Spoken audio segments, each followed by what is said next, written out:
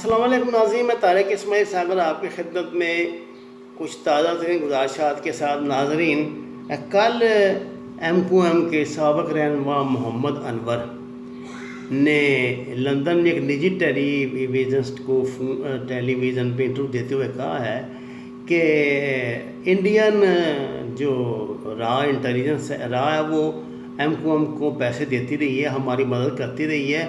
اور 90 کی دہائی کے آغاز میں ایم کیو ایم کے ایک لیڈر نے میری ملاقات لندن میں جو ہے ان کا کونسلیٹ یا اس میں کروائی تھی کے جو متعلقہ لوگ ہیں ان سے، جس کے بعد سے وہ مجھے پیسے دیا کرتے تھے اور میں آگے پھر جس طرح ہدایات ہوتی تھی اس طرح کیا کرتا تھا.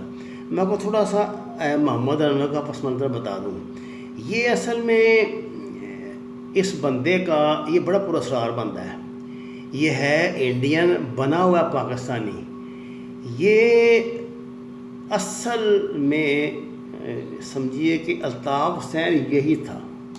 میں آپ کو بڑی حیرت کے اس بات بتا رہا ہوں.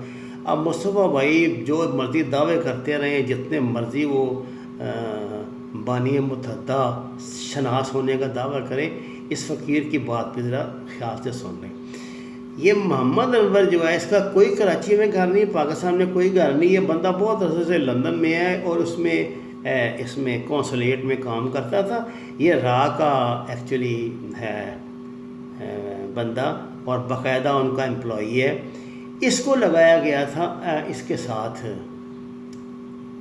اپنے الطاف حسین کے ساتھ. بہت ابتدا میں جب الطاف حسین گیا ہے وہاں پہ اصل، اور اس بندے کے حوالے سے بڑی زہریلی قسم کی جو ہے لٹریچر، زہریلی قسم کی گفتگو، پروپیگنڈا میٹر پاکستان میں اس طرح تقسیم ہوتا ہے. میں کہتا ہوں، میں نوائے وقت اخبار میں میگزین ایڈیٹر تھا، تو وہاں ہمارے اوورسیز ایڈیشن کے لیے ایک دو دفعہ اس بندے کا اس وقت فیکس کے ذریعے آیا گیا، فیکس آئی اس کی، جس میں اس نے کچھ الٹی سیدھی بکواس پاکستان کی خلاف کی ہوئی تھی.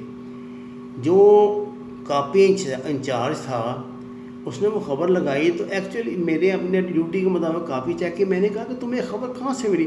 اس نے کہا سر یہ تو انور صاحب ہیں، یہ تو ہمارے بڑے دوست ہیں، ہمیں روزانہ فون کرتے ہیں، یہ کرتے ہیں وہ کرتے ہیں. تو انہوں نے نا وہ جو پہلے وہ تھے فلاں صاحب جو تھے وہ یہ تھے، ان کو بھی یہ شرٹ بھیجا کرتے تھے، مجھے بھی انہوں نے ایک دو شرٹیں بھیجی ہیں. تو بچوں کا بڑا ہمارے خیال رکھتے ہیں، بالکل ہمارے بزرگوں کی طرح، بڑے نیک آدمی ہیں، قائد اعظم کے ساتھی. اور میں نے کہا تیرا بیڑا غرق جائے، تجھے اس نے کب یہ سب کچھ بتا دیا؟ میگزین انچارج تو میں ہوں، اس نے براہ راست تم سے ڈیل کر لی. اس کا مطلب یہ ہے کہ وہ کرو آدمی ہے. پھر میں نے اس کی جستجو کی خود، تو اس بندے کے حوالے سے 2-3 کتابیں چھپ کے پاکستان میں تقسیم ہوئی.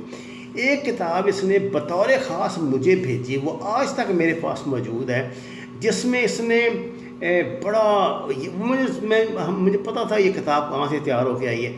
یہ 9/11 کے فوراً کچھ عرصہ بعد کی بات ہے. اچھا جی، اس نے بھیجی. تو اس کتاب میں نے دیکھا کہ اس طرح ٹوسٹ کیا گیا تھا اسلام کو، چیزوں کو یا کچھ کو، کہ بندہ حیران رہ جاتا ہے. جو بندہ وہ کتاب پڑھتا ہے وہ میں کہتا ہوں صبح پاکستان چھوڑ کے تو انڈیا کے میچ شروع کر دے.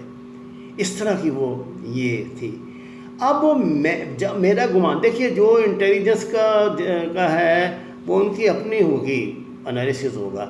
میرا ذاتی انالیسس جو وہ یہ ہے کہ اس وقت کیونکہ الطاف حسین کو تو انہوں نے زیرو کر دیا ہے، نے اس کو تو بڑے کتے کی زندگی بسر کر رہا ہے.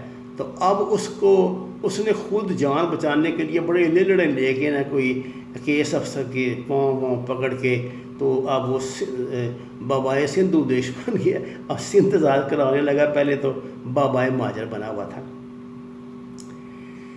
اس بندے کو، یہ بڑا مکار بندہ ہے، اس کو انہوں نے سبسٹیچیوٹ کر کے اس کا انٹر کیا ہے پرو پاکستانی کے روپ میں. یہ اب اس انٹرویو کے ذریعے اس نے انٹری ماری ہے پاکستان انٹیلیجنس کے پاس.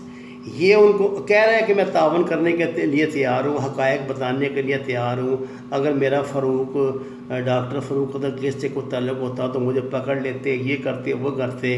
لیکن اتنے بیوقوف یہ بھی نہیں ہے بیٹا تم ایک دفعہ ان کے چنگل میں پھنس جاؤ پھر دیکھو تمہارے ساتھ ہوتا کیا ہے، تمہاری ایسی تیسی، اب تم پاکستان کو یہ راز بتاؤ گے، اور تمہارے تو وہ جو والدین وہاں بیٹھے ہوئے تھے نا جہاں سے منصوبہ بن کے نکلتا تھا وہ ایک کاپی ادھر آ جاتی تھی، راز سارے ان کے پاس ہیں، ہر چیز ان کے پاس ہے، JIT ہو چکے ہیں، سارا کچھ ہو چکا ہے۔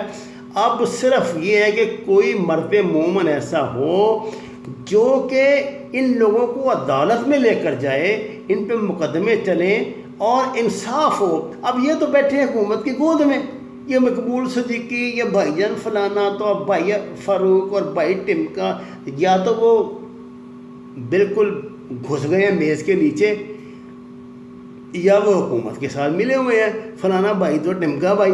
حکومت کی مجبوری یہ ہے کہ وہ چل رہی ہے انہی کے تعاون پہ، یہ جو 10 15 20 ووٹ ہیں نا ان کی تعاون پہ چل رہی ہے۔ آپ نہیں رہیں گے انشاءاللہ، اگلی مرتبہ نہیں ملتے۔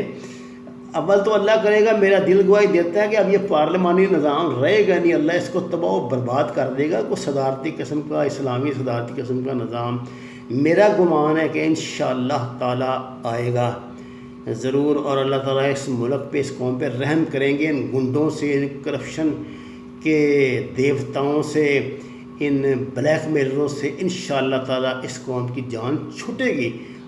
اللہ تعالیٰ اب پاکستان کی بہتری کے اسباب یہیں سے پیدا کریں گے انشاءاللہ تعالیٰ، اور یہ جو انہوں نے پاور پولیٹکس کا یہ گندہ نظام، یہ سو کالڈ پارلیمانی نظام بنایا ہوا، اس کا بیڑا گرک ہوگا۔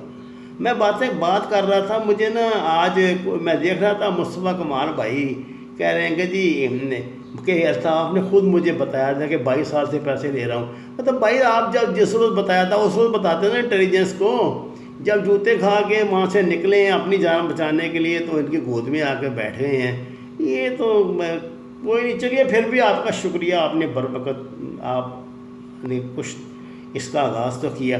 اب بات یہ ہے صاحب، ان کو دیکھنا چاہیے، ان کو آپ چیک کریں گے تو ہر بندے کے پاس ایسے بے شمار راز ہے، اور اس میں کیا ڈھکی چھپی بات ہے، کوئی اندھا ہی ہوگا جو یہ کہہ رہا تھا۔ اصل بات یہ ہے کہ اگر M2M انڈیا کے تعاون سے چل رہی تھی، چلیے جی میں مانتا ہوں کہ اس کو پاکستان کی انٹیلیجنس نے الطاف کو بنایا تھا، جب الطاف ان کے ہاتھ سے نکل گیا، اگر آپ سانپ کو دودھ پلائیں گے تو آپ اس سے خیر کی توقع تو نہ رکھیں، اور یہ بات پروو ہو گئی تھی کہ یہ انڈین انٹیلیجنس کے لیے کام کر رہا ہے، یہ سارا قتل و غارت گری راہ کروا رہی ہے۔